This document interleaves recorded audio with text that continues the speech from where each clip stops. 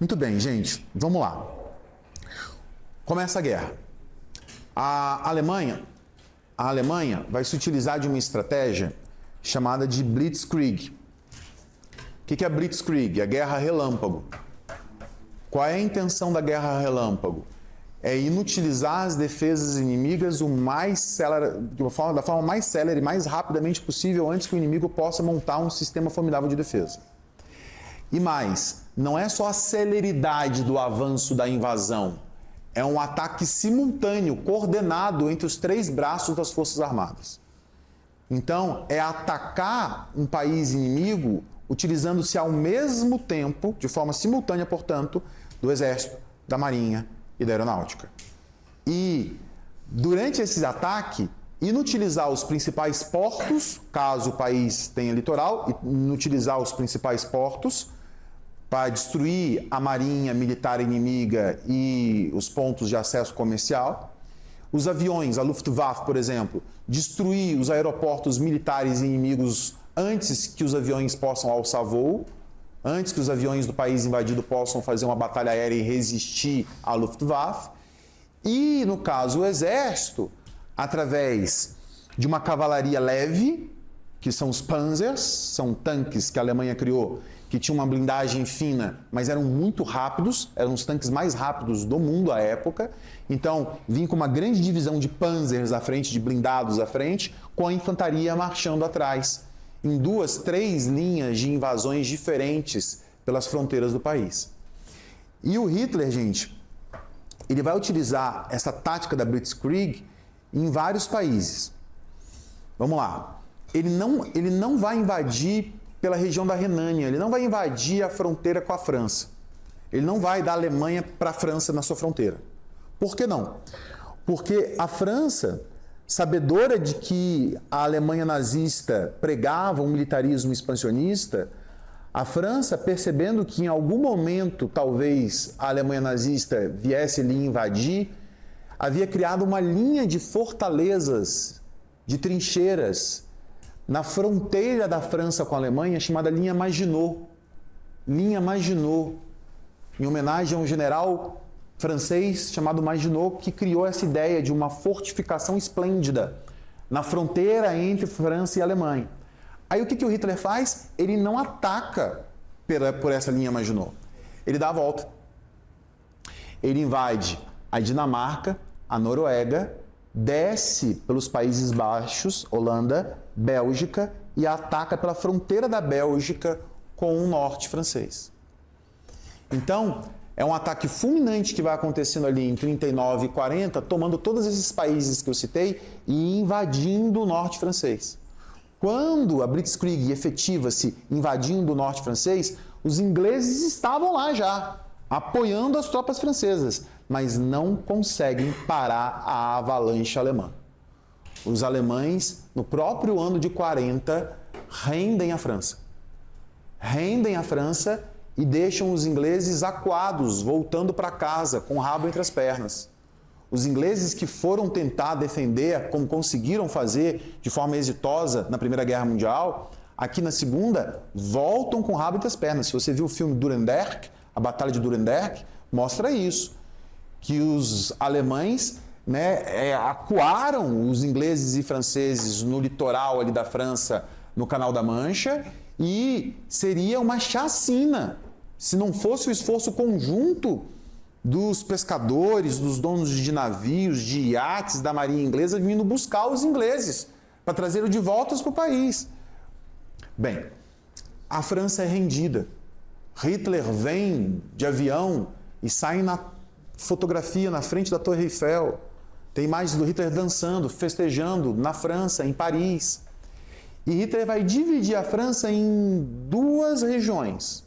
Uma França ocupada diretamente pelos funcionários nazistas, pelo alto escalão do oficialato nazista escolhido a dedo por Hitler para comandar o centro-norte francês, e o sul da França passa a ser administrado por franceses colaboracionistas com os alemães.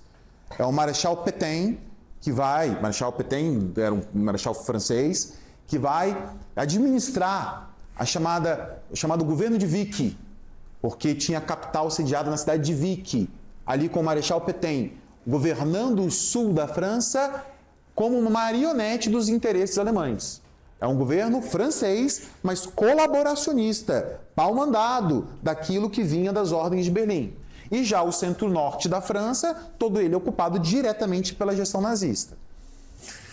Então, a Alemanha já invadiu a Áustria, que não foi nenhuma invasão, foi uma anexação combinada, a Tchecoslováquia, metade da Polônia, Dinamarca, Noruega, Holanda, Bélgica e França.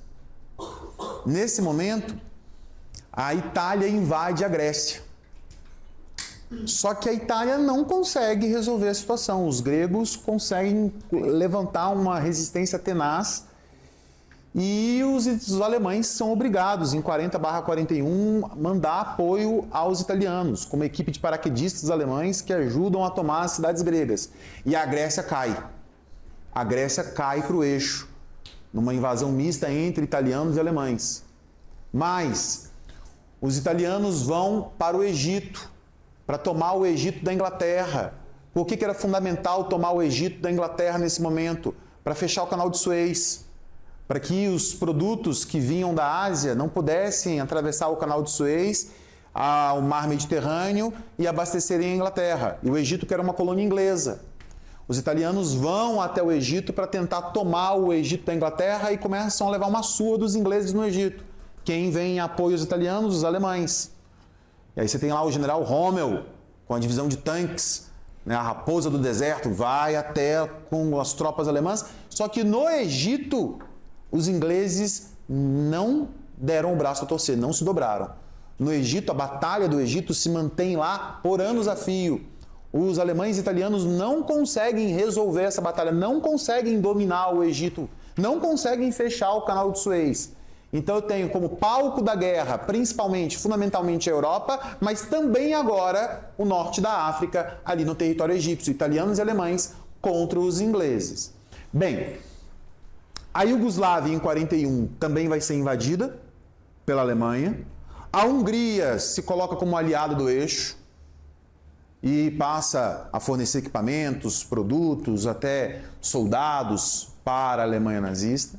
E aí eu tenho uma Europa praticamente de joelhos. Uma Europa basicamente dominada. Espanha, Portugal, Suíça marcam neutralidade, declaram neutralidade. Suécia declara neutralidade. E aí eu tenho esses outros países todos basicamente dominados pela Alemanha e pela Itália fascista.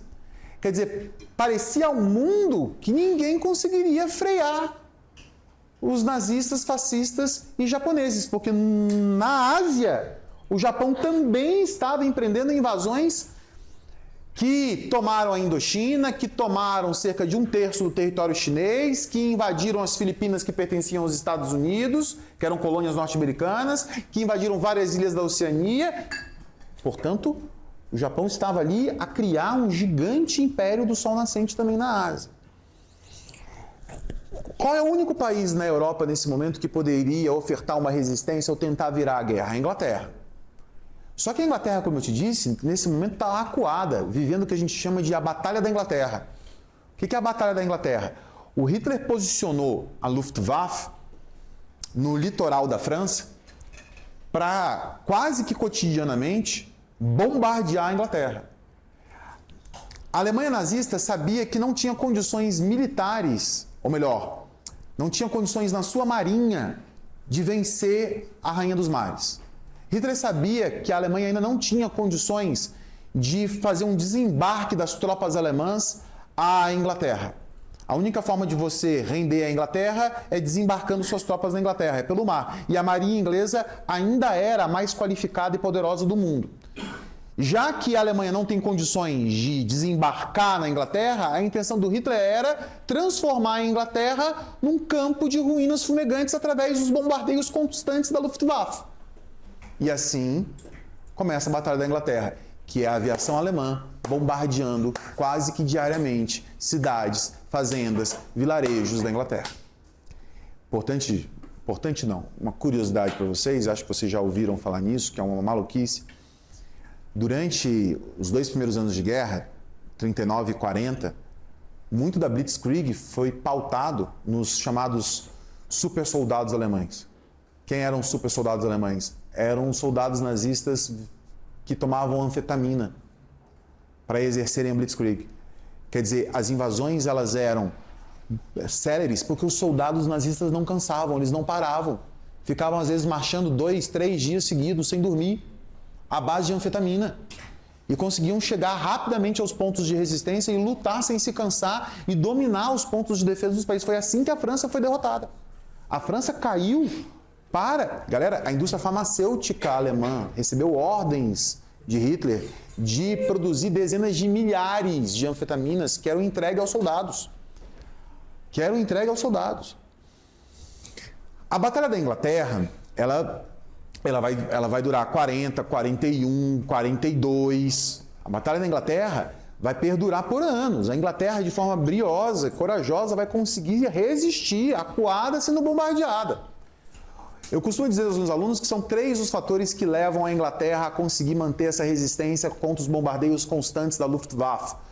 Göring, né, o Herr Göring, que era o líder da Luftwaffe, um braço direito do Hitler, né, que conduziu, que organizou a Batalha da Inglaterra, teve 3 grandes obstáculos que os ingleses impuseram a não se renderem, a, mesmo sendo bombardeados, não renderem a Inglaterra para a Alemanha nazista.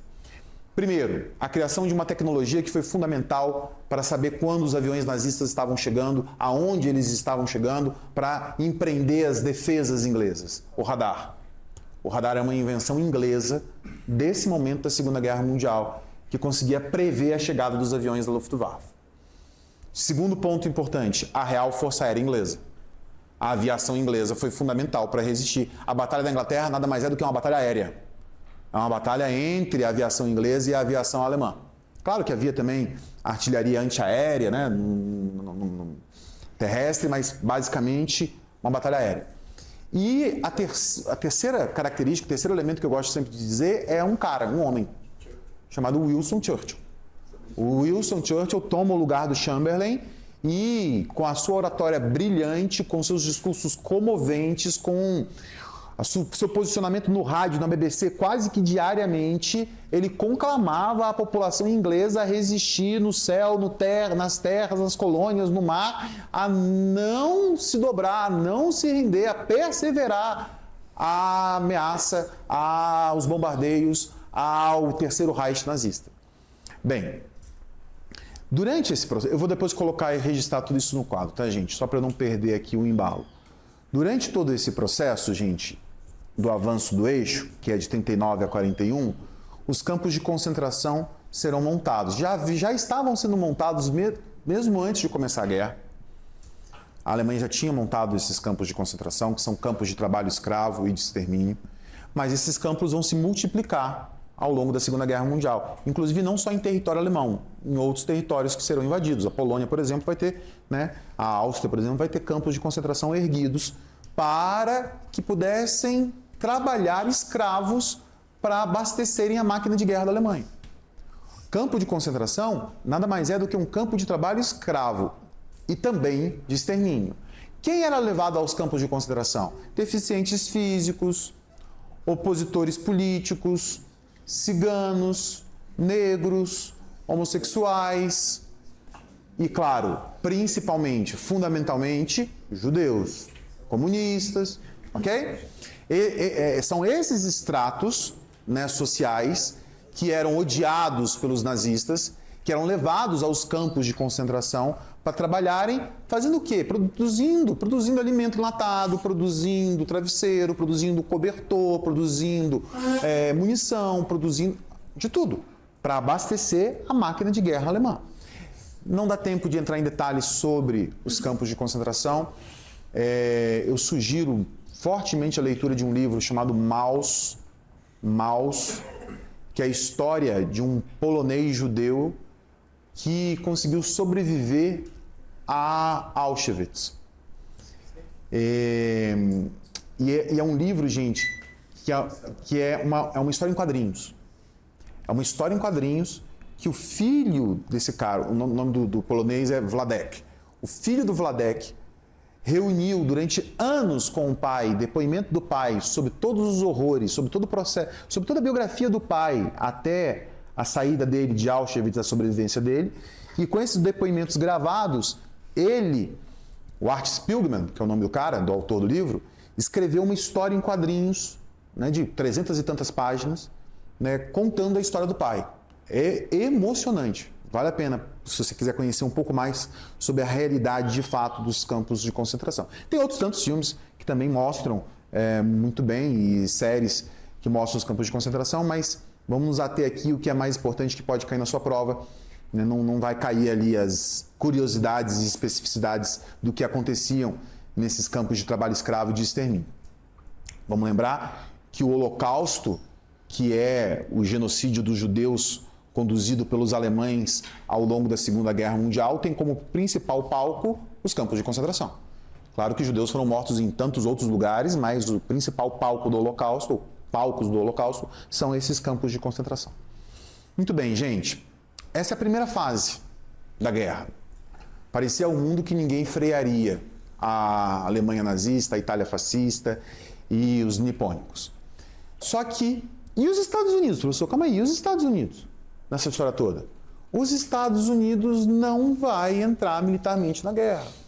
Os Estados Unidos, desde o começo, se posiciona ao lado dos ingleses, vai ajudar a Inglaterra a conseguir se defender na Batalha da Inglaterra contra a Alemanha, vai financiar o esforço de resistência inglesa, mas dentro daquela política isolacionista que ainda perseverava nos Estados Unidos, na opinião pública norte-americana, os Estados Unidos não queriam se envolver nessa guerra que, para a opinião pública dos Estados Unidos, era uma guerra europeia, da qual eles, norte-americanos e yankees, não deveriam fazer parte.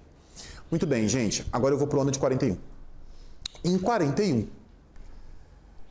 Hitler resolve quebrar o Pacto Germano-Soviético.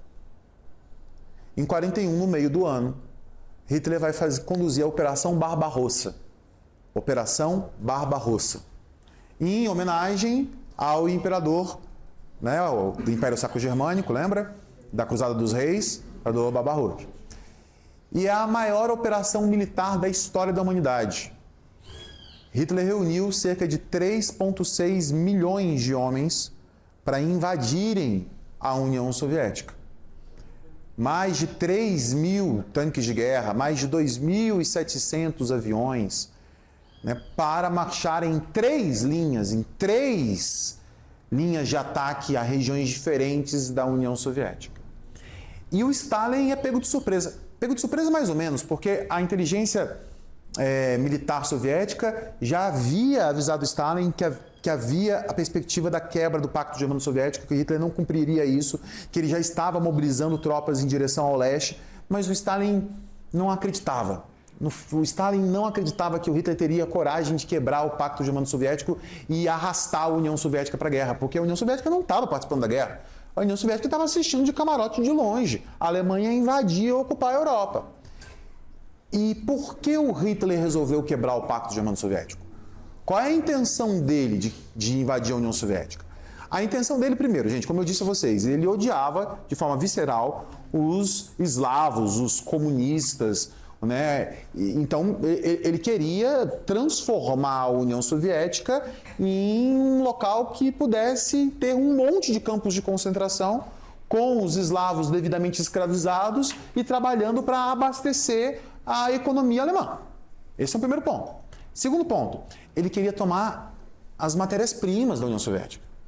Ele queria tomar os postos de petróleo, as minas, os grãos. Para quê? Para conseguir ter sustentação econômica para tentar, em breve, transformar a Batalha da Inglaterra numa batalha aérea, numa batalha de invasão e de desembarque.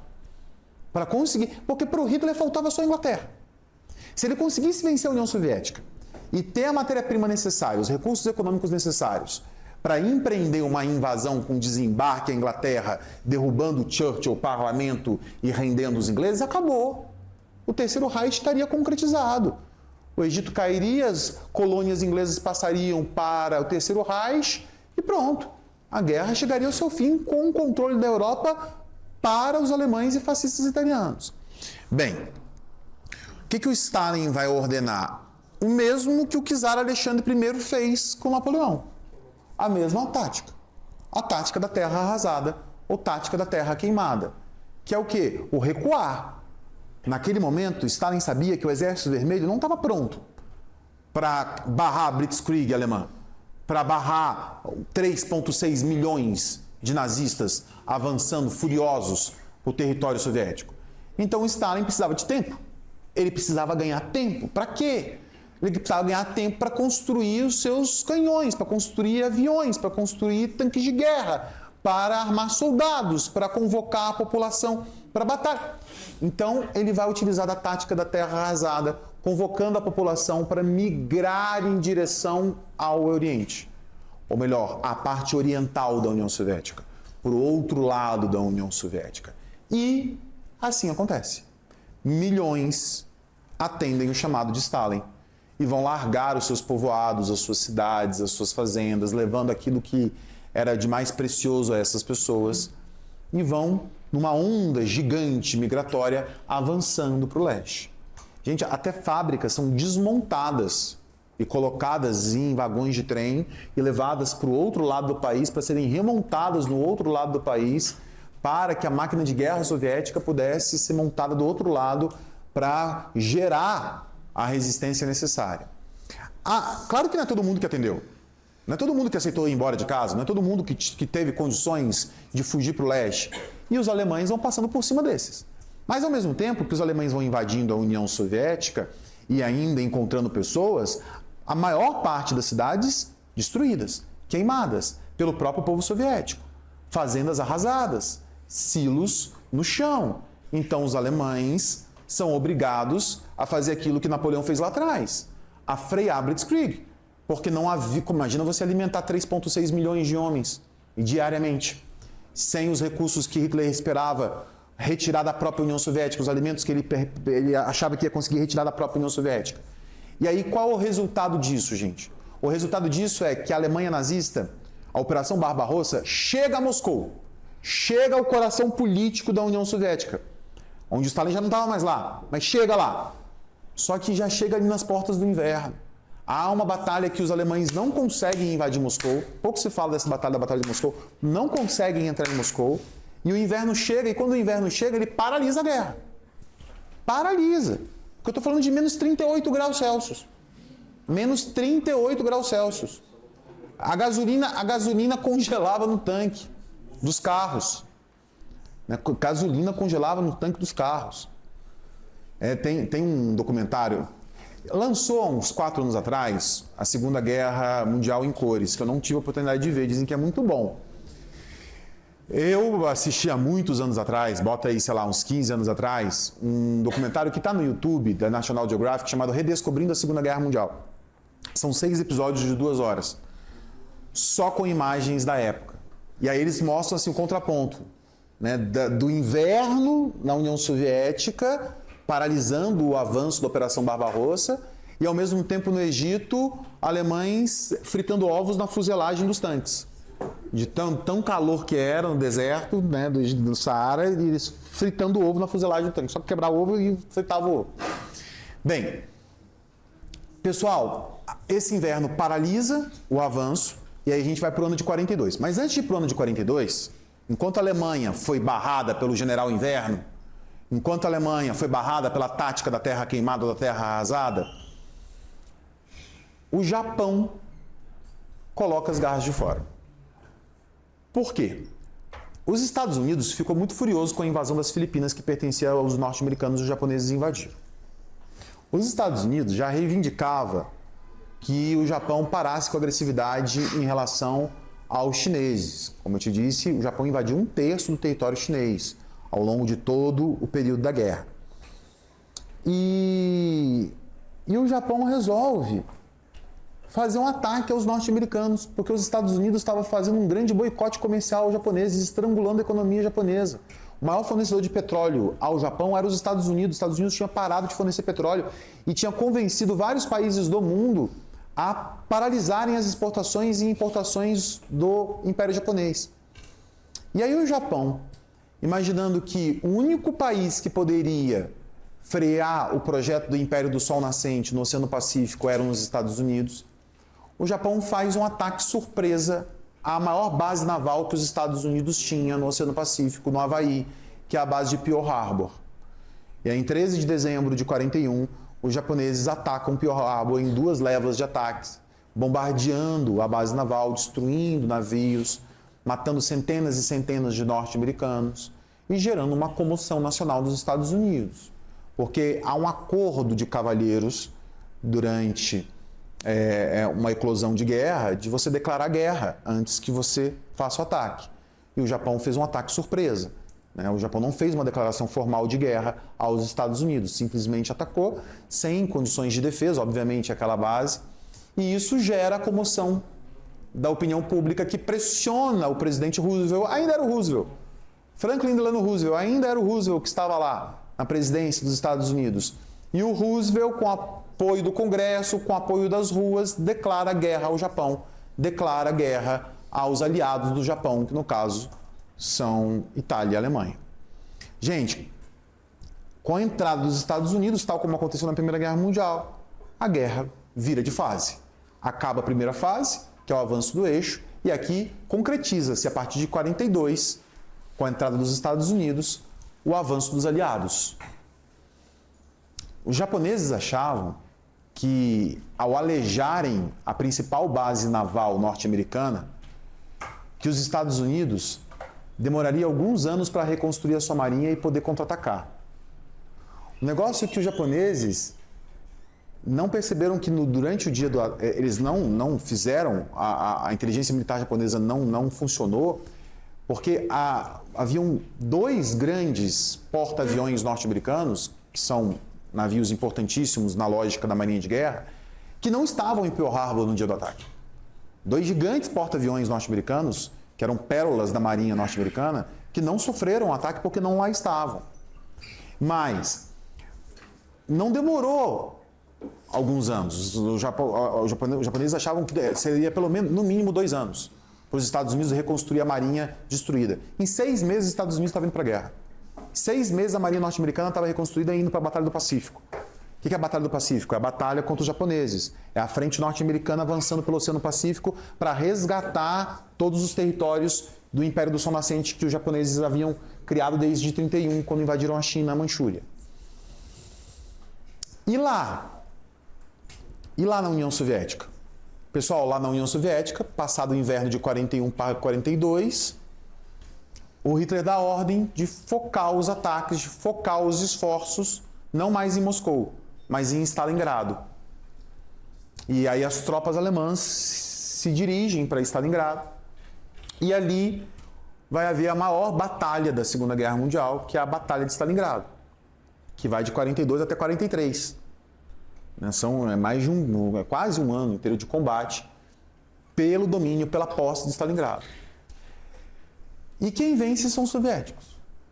Eu vou reduzir a história aqui, simplificar ela, mas assim, o Stalin consegue durante esse inverno, ele consegue dar força, dar estrutura, dar armamentos ao Exército Vermelho, e por um ano os soviéticos sofrem da Batalha de Stalingrado, mas no final, em 43, os alemães foram derrotados. É a primeira grande derrota da Alemanha. Porque a Batalha de Moscou, os alemães não foram derrotados, eles só não conseguiram entrar em Moscou. Eles não foram rechaçados. Aqui eles foram rechaçados. Aqui os alemães foram derrotados e voltaram com o rabo entre as pernas. A Operação Barbarossa está voltando para a Alemanha. E agora, quem vai avançar para se vingar dos 2 anos que os alemães ocuparam a União Soviética e obrigaram os próprios soviéticos a queimarem o seu país? E eles, alemães, fizeram atrocidades durante esses 2 anos que lá ficaram. Os soviéticos, o Exército Vermelho. E assim o Exército Vermelho abre a primeira... Isso caiu na sua prova uns 3 anos atrás. Abre a primeira frente. Qual é a primeira frente? O que é frente? É a primeira frente dos aliados em direção à Alemanha. Em direção a Berlim. A rendição dos nazistas. Então a primeira frente é os soviéticos que estão a singrar. Soviéticos que estão a conduzir. E os soviéticos vão avançando pelo leste europeu. pela Hungria, que tinha sido ocupada pelos alemães, pela Iugoslávia, que tinha sido ocupada pelos alemães, pela Polônia, que tinha sido ocupada pelos alemães, pela Tchecoslováquia, que tinha sido ocupada pelos alemães. À medida que os soviéticos vão avançando por esse leste europeu, eles vão libertando esse leste europeu da ocupação nazista, mas ao mesmo tempo fincando suas raízes socialistas. Tanto que quando acaba a Segunda Guerra Mundial, uma cortina de ferro se abatia sobre a Europa, dividindo o leste europeu, satélite da União Soviética, socialista, do resto do mundo capitalista. Bem, então a Batalha de Stalingrado é a primeira grande derrota dos alemães que marca a abertura dessa primeira frente do avanço dos soviéticos aqui. Agora vamos pensar na outra frente, na segunda frente. A segunda frente é o seguinte: os Estados Unidos, quando entra na guerra, ele não vai só para o Pacífico. Inclusive tem uma série maravilhosa que eu assisti, acho que chama-se Pacífico, da Netflix. Tem o Band of Brothers, que eu não vi, mas dizem que é maravilhoso. O Band of Brothers é mais de 2010, 2008. Tem um que é depois do Band of Brothers, que eu vi o ano passado, que é incrível também. Acho que são 10 episódios sobre as batalhas do Pacífico, que é muito legal. E aí é o seguinte, eu tenho o exército norte-americano vindo aqui, né, pelo Pacífico para lutar contra o Império Japonês, mas eu tenho os norte-americanos, gente, indo para o Egito. Então os norte-americanos, vamos falar da participação brasileira quando eu for falar da Era Vargas, mas os norte-americanos, eles inclusive vão utilizar bases aeronavais no Brasil, né, em Natal nós tínhamos bases aeronavais norte-americanas, porque o Brasil serviu de trampolim para as tropas norte-americanas chegarem ao Egito. E ali, pessoal, né, o general Patton, né, com os revólveres deles dourados, vão lá lutar no norte da África para ajudar os ingleses a finalmente vencerem os italianos e alemães, e dá certo. Com a chegada dos norte-americanos, o Egito finalmente é desocupado pelos italianos e alemães. Italianos e alemães recuam. E aqui vai abrir a segunda frente. Qual é a segunda frente? São os norte-americanos, os ingleses, os brasileiros, os canadenses, invadindo a Sicília. E da Sicília, a Itália. Para da Itália chegar até a Alemanha. Essa é a segunda frente, da qual nós vamos participar. Da qual os pracinhas e a FAB vão participar nessa segunda frente. Tudo bem? Agora é o seguinte. Eu tenho duas frentes que estão indo em direção à Alemanha. É essa vindo aqui da União Soviética e é essa segunda frente aqui. Vamos falar um pouquinho dessa segunda frente aqui. Gente, quando eles tomam a Sicília e começam os bombardeios à Península Itálica, à Bota, a população italiana fica extremamente amedrontada, temerosa do que aconteceria com o desembarque das tropas aliadas ao território italiano. Vamos lembrar que agora quem são os aliados? Os aliados nesse momento são Estados Unidos, União Soviética e Inglaterra. E claro, outros. Nova Zelândia, Austrália, Canadá, Brasil, vai entrar mas os protagonistas são esses três. União Soviética, Inglaterra e Estados Unidos. Pô, mas a União Soviética é socialista, Inglaterra e Estados Unidos são capitalistas, mas tem um inimigo em comum a ser vencido. A Alemanha nazista.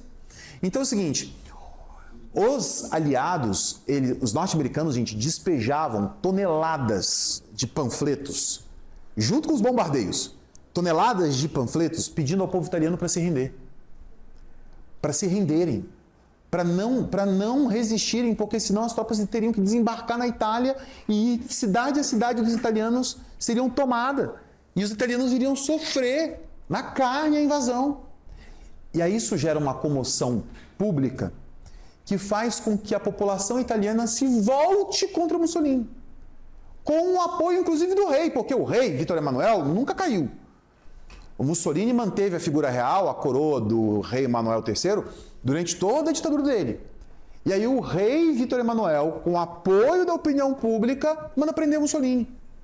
Parte do exército se volta contra os fascistas, contra o Partido Nacional Fascista Italiano, e prende Mussolini, e a Itália se rende. A Itália se rende. E os aliados entram. A Sicília foi bombardeada, a Sicília foi tomada à força, mas os aliados tomam a Itália, invadem a Itália sem resistência do exército italiano.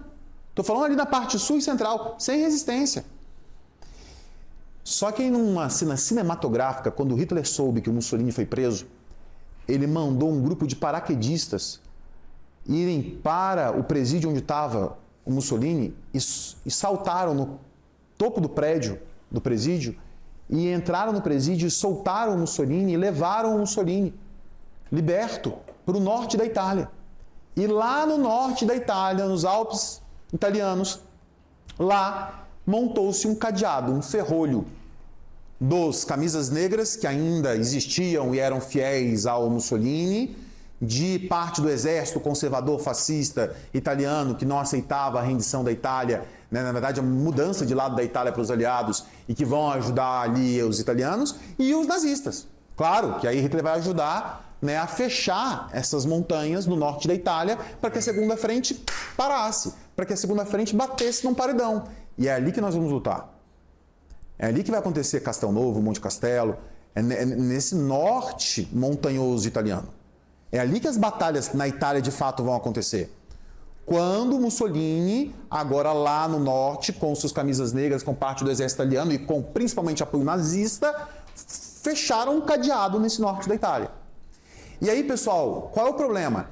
O problema é o seguinte, esse cadeado montanhoso, a segunda frente estava demorando para conseguir quebrar. E a primeira frente avançando a olhos vistos. A primeira frente soviética avançando a olhos vistos. E aí, qual é o receio dos Estados Unidos? Qual é o receio da Inglaterra? Se a primeira frente chegar primeiro na Alemanha, render a Alemanha vai se tornar socialista. O leste europeu e a Alemanha toda se tornará socialista. Então eles precisavam de uma outra frente que pudesse agilizar o processo de chegada à Alemanha por parte do mundo capitalista, por parte dos aliados capitalistas. Então cria-se a ideia de abrir uma terceira frente. Já havia a primeira dos soviéticos, vindo pelo leste europeu, já havia a segunda vindo pela Itália, que parou aqui no paredão do norte italiano, e agora a necessidade de abertura de uma terceira frente, que seria o quê? Libertar a França, porque a França ainda estava ocupada. A França, a Holanda, a Bélgica, ainda eram territórios ocupados pelos nazistas. Então, a ideia é, vamos desembarcar tropas no litoral francês para que a gente possa imprimir a libertação da Holanda, Bélgica, França e chegar na Alemanha. Gente, só que aí vira um grande segredo de guerra. Por que um grande segredo de guerra? Porque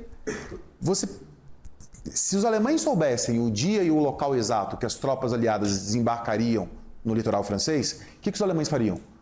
Uma defesa que impossibilitaria o desembarque. Percebe que... E aí quem viu aqui Resgate do Soldado Ryan sabe o que eu estou falando. Desembarcar tropas num território defendido é complicado para Dedéu. É muito complicado. Os soldados saírem, né, dos navios que transportavam os soldados. É terrível se você tiver uma defesa formidável. E aí vira um grande segredo de guerra.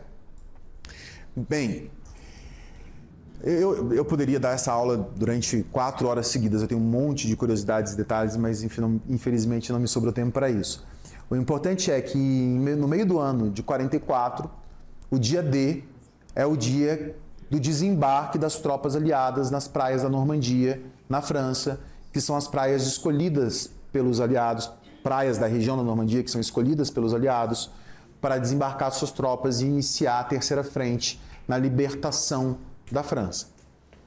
E dá certo? E dá certo. Eles desembarcam as tropas e começam a libertação do território francês, começam a fazer com que os nazistas recuassem em direção à Alemanha. E vamos para o final da guerra. Gente, quem vai chegar primeiro na Alemanha são os soviéticos.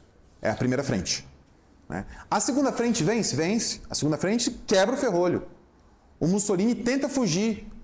Os próprios italianos ali da região, que eram contrários ao Mussolini, prendem o Mussolini, matam ele e a esposa dele.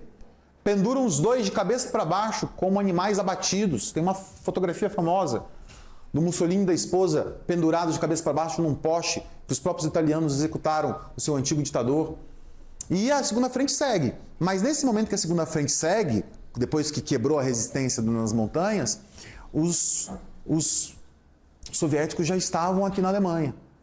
A terceira frente também já estava chegando na Alemanha pelo outro lado. A Alemanha, portanto, sendo invadida pelo oeste e pelo leste. E começa uma corrida para ver quem chegava primeiro em Berlim. Quem rendia primeiro a Alemanha. E a Alemanha não se rendia. Tal como o Kaiser Guilherme II não quis render a Alemanha na Primeira Guerra Mundial e acabou sofrendo uma revolução, que é a Revolução de 18, que proclama a República de Weimar, aqui Hitler não permite, de forma alguma, que os alemães se rendam. Ele preferia ver o extermínio do povo alemão a se render aos seus inimigos. E os soviéticos vão lá entrando, gente, e arrasando a Alemanha. Vão se vingando daquilo que os alemães fizeram na União Soviética. E chegam a Berlim. A última imagem que nós temos gravada de Hitler é ele em Berlim, gravada, com as tropas soviéticas a 2 bairros, 2 quarteirões de distância do bunker que ele estava escondido, e ele sobe para condecorar soldados com medalhas de honra por terem destruído tanques soviéticos em Berlim, com lança-foguetes. Gente, os soldados eram crianças e adolescentes. Tem essa imagem gravada. O Hitler entregando medalhas a crianças e adolescentes que tinham conseguido explodir tanques soviéticos. Porque nesse final, os soldados adultos eram raros. Ou haviam morrido ou haviam desertado. Não queriam mais participar da guerra. A juventude alemã foi colocada, a juventude alemã nazista foi colocada em campo de batalha.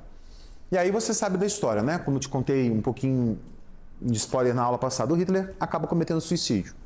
Quando as tropas soviéticas que foram as primeiras a chegarem, tem aquela fotografia famosa, né, dos soviéticos cravando a bandeira da União Soviética no Reichstag alemão e Berlim pegando fogo ao redor, lá no topo do Reichstag, do parlamento, escravando a bandeira soviética, a cidade toda pegando chamas. E o Hitler, ele tinha uma amante, a Eva Braun, né, e os dois cometem suicídio. Os dois tomam uma cápsula de veneno, dão um tiro na cabeça, cada um, e o Hitler manda queimar os 2 corpos, que os 2 corpos fossem queimados depois que eles cometessem o suicídio. Eu contei até a história para vocês do Goebbels, que também acaba cometendo suicídio. Mas nesse momento, que aí os generais alemães que restaram rendem a Alemanha depois do suicídio do Hitler, e nesse momento os aliados capitalistas já estavam já tinham ocupado parte ocidental da Alemanha. Os primeiros a chegarem em Berlim foram os soviéticos, mas a Alemanha Ocidental já estava ocupada pelas tropas capitalistas. E aqui, gente, acaba a guerra na Europa. Acaba a guerra na Europa, porque não acaba a Segunda Guerra Mundial. Por que não acaba a Segunda Guerra Mundial? Eu já estou aqui em 45. Não acaba a Segunda Guerra Mundial porque o Japão ainda não havia se rendido. O Japão, gente, que vai levar uma surra dos Estados Unidos. Porque logo no começo da Guerra do Pacífico tem a Batalha de Midway. Anota essa batalha, vale a pena. Batalha de Midway. M-I... Sim, ó. Midway. Essa batalha aqui, gente, ela vai acabar com a Marinha Japonesa. É um grande embate entre a Marinha norte-americana e a Marinha Japonesa, e a Marinha Japonesa é arrasada. E desde aí os japoneses não conseguiram mais frear os norte-americanos. Não estou dizendo que foi fácil, não. Não foi fácil, não. Foi difícil para Dedéu, morreram muitos norte-americanos, foi difícil para caramba tomar todas as ilhas que os japoneses haviam tomado ali no Pacífico. Mas os Estados Unidos vão libertando ilha a ilha, território a território dos japoneses, até chegarem ao arquipélago japonês. Quando chegam ao arquipélago japonês, eles tomam a primeira ilha, Iwo Jima, primeira ilha do arquipélago. Eles invadem, tomam Iwo Jima. Inclusive, eu gosto sempre de dar essa dica, que é para mim um filmaço da Segunda Guerra, que chama-se Cartas de Iwo Jima. Cartas de Iwo Jima. Olha a sagacidade desse cara, que para mim é um dos grandes diretores e atores da história hollywoodiana. O nome do cara é Clint Eastwood. E o Clint Eastwood teve acesso a cartas que os arqueólogos japoneses encontraram na década de 90 do século passado, há 30 anos atrás, nos subterrâneos da ilha de Iwo Jima. Porque é o seguinte, a ordem do imperador era: não vamos nos render. O Japão não se renderá aos Estados Unidos, em nenhuma hipótese. Mas eles sabiam, quem estava ali em Iwo Jima, os soldados de Iwo Jima, as tropas japonesas alocadas em Iwo Jima, sabiam que não tinham condições militares nenhuma de resistir ao avanço do desembarque que seria feito pelas tropas norte-americanas. Mas a ordem era: lutem até o final, lutem até a morte. Aí o que os japoneses fizeram? Primeiro, criaram um sistema de defesa com armadilhas, com um monte de túneis subterrâneos, para tentar, né, de alguma forma, ter alguma esperança de resistir o máximo possível. Mas os soldados, sabedores que iam morrer, escreveram cartas se despedindo da família, para serem enviadas para as ilhas, para as cidades da ilha central do Japão. E nas cartas, esses soldados japoneses diziam como é que estava o clima na ilha, de preparo para a chegada das tropas norte-americanas, o que eles estavam fazendo, como é que estava a montagem das defesas, toda uma contextualização. Aí o Clint Eastwood porque as cartas não saíram da ilha. Eles não conseguiram, o pacote de cartas não conseguiu sair da ilha para ir até as famílias dos soldados. Acabou ficando lá. As famílias não receberam essas cartas. E nos bombardeios que aconteceram em Ojima, desabou túneis em cima do pacote de cartas. Aí só na década de 90 que arqueólogos japoneses acharam um pacote, descrevendo exatamente como estavam os dias anteriores à montagem da defesa dos japoneses. Aí o Clint Eastwood teve acesso às cartas, leu as cartas e montou um filme, mostrando justamente isso. A expectativa dos japoneses e as defesas que os japoneses vão criar na ilha de Ojima e a derrota dos japoneses quando os norte-americanos chegam, passando por cima da defesa que os japoneses fizeram. E interessante que o filme é todo japonês. São atores japoneses. É a perspectiva dos japoneses, vendo o avanço dos norte-americanos. Só que o Clint Eastwood não parou por aí, não. Ele criou esse filme e, ao mesmo tempo, ele criou um segundo filme chamado Conquista da Honra, onde ele mostra a perspectiva dos norte-americanos invadindo a ilha. São filmes complementares, que mostram a perspectiva do japonês defendendo e a perspectiva do norte-americano invadindo. Gente, os japoneses, como eu te disse, pelo orgulho nipônico, que é ainda mais... não vou chamar doentio não, que não é a melhor palavra, mas é ainda mais intenso, né? Ainda mais sagrado. Os japoneses não aceitavam, assim, eles não tinham marinha para resistir, por exemplo, ao avanço da marinha norte-americana. Só que eles ainda tinham aviões. Então daí surgem os kamikazes, que são os aviadores japoneses que lançam os seus aviões sobre os navios norte-americanos para tentar parar a marinha norte-americana. Aí o aviador japonês botava uma faixa do Japão na cabeça, amarrava aqui, escrevia uma carta se despedindo da família, tomava um gole de saquê, subia no avião, no Zero, que eram os aviões japoneses, e lançava o avião contra um navio norte-americano, para tentar explodir o navio norte-americano. São os kamikazes, os pilotos suicidas. Bem, tomaram em Ojima. Gente, nesse momento, aí eu estou aqui em meados de 45, o projeto Manhattan tinha se concretizado. Então, os Estados Unidos tinham concretizado a bomba que era a bomba que terminaria com a guerra.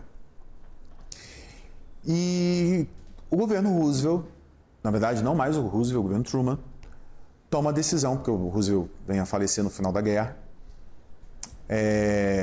O governo Truman toma a decisão de acabar com a guerra naquele momento. Porque é o seguinte, eles tinham tomado Hiroshima. Só que para tomar a ilha central do Japão, para chegar até Tóquio e chegar ao imperador e obrigar o Japão a se render, eles teriam que ir palmo a palmo, cidade a cidade. Se os japoneses resistissem como os norte-americanos imaginavam que eles iriam resistir bravamente, briosamente, orgulhosamente, eles demorariam mais um ano de guerra. Morreriam mais muitos milhares de norte-americanos. Mas, com certeza, dezenas de milhões de dólares seriam gastos. Então, qual é a justificativa que o Truman e os Estados Unidos utilizam para lançar as bombas nucleares e obrigarem o Japão a se render? Exatamente essa. Nós precisamos forçar o Japão a reconhecer algo que já aconteceu, a derrota deles. Os japoneses já estão derrotados. Todos os territórios do Império do Sol Nascente já haviam sido retomados, resgatados. O arquipélago já estava a ser invadido. Os aliados japoneses na Europa já estavam rendidos. Então, os Estados Unidos usam essa argumentação. Se nós formos obrigados a marcharmos até Tóquio, nós vamos prolongar a guerra no mínimo por mais um ano, perderemos mais milhares de vidas e gastaremos uma grande quantidade de dinheiro. Portanto, vamos obrigar o Japão a se render. E aí vem as bombas de Hiroshima e Nagasaki. Depois das duas bombas, o Japão percebe que, obviamente, não tinha condições de se defender perante as bombas nucleares, e aí o imperador Hirohito é obrigado a aceitar a rendição incondicional do Japão. E aí, com a rendição do Japão, acaba a Segunda Guerra Mundial. Para a gente fechar esse assunto, poder ir para o nosso intervalo, depois eu volto aqui com o esquema final da Segunda Guerra e vamos começar a Vargas ainda hoje. Eu não vou falar daquelas conferências porque a geografia já trabalha, Teherã e Alta Potsdam, beleza? Acho que não tem por que trabalhar isso, a geografia já faz isso bem. Mas eu acho que a geografia não trabalha, por exemplo, a perspectiva das bombas, que não é só forçar a rendição do Japão, é também testar as bombas. Uma coisa é você testar a bomba num atol, num deserto, num subterrâneo. Outra coisa é você testar a bomba em alvos reais, para saber qual é o efeito de fato que aquelas bombas teriam junto a uma população inimiga. Então, esse é o segundo motivo pelas quais os norte-americanos jogaram as bombas no Japão. Gente, o terceiro motivo é uma demonstração de força para quem? Para a União Soviética. Porque nasceu o que aqui? A Guerra Fria. Alguns historiadores colocam o discurso do Truman, né, a doutrina Truman de 47 como o início de fato da Guerra Fria, mas as raízes da Guerra Fria já tinham começado.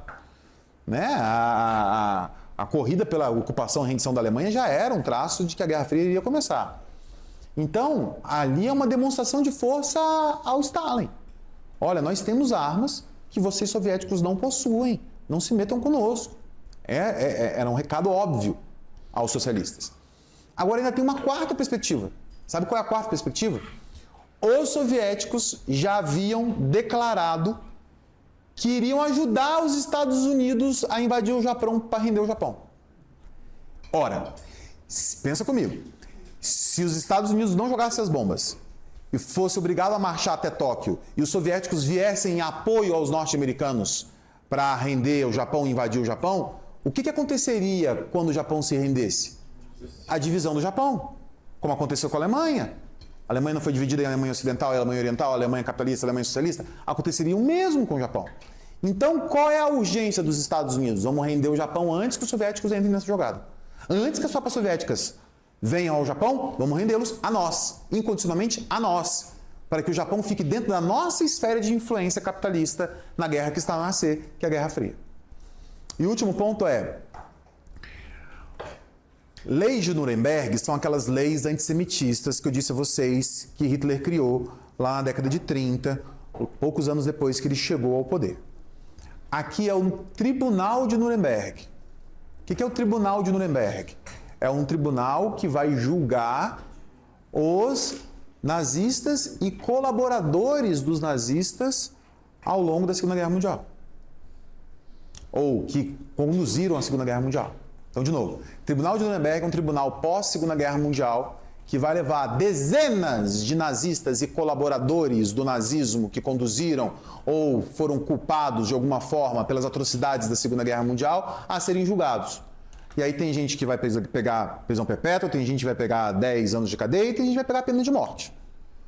Pelo Tribunal de Nuremberg. Ok? Da ONU também não preciso falar da criação da ONU, né? Já está lá nas conferências. Não tá.